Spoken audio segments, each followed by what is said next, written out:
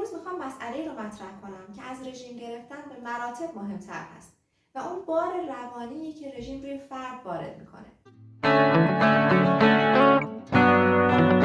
فرد به من میگه من مدام رژیم‌های مختلف گرفتم ولی همه رو رها کردم. چرا؟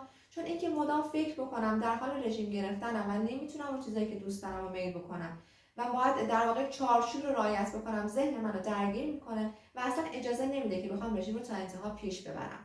ترجیح میده که رژیم رو رها بکنه و در واقع به زندگی عادی خودش برگرده.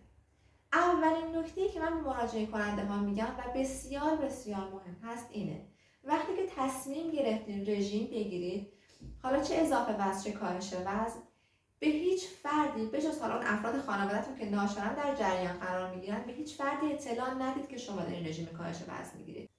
این موضوع وقتی اهمیت پیدا میکنه که شما جزو اون دسته از افرادی باشین که یا مدام میهمان به منزل شما میاد و شما مهمانی‌های زیادی میرید و بیشتر غذا خوردنتون در جمع‌های خانوادگی هست، جمع‌های در واقع فامیلی هستش و احساس میکنید که نگاه‌ها روی شما هست و شاید هم واقعا اینطور باشه.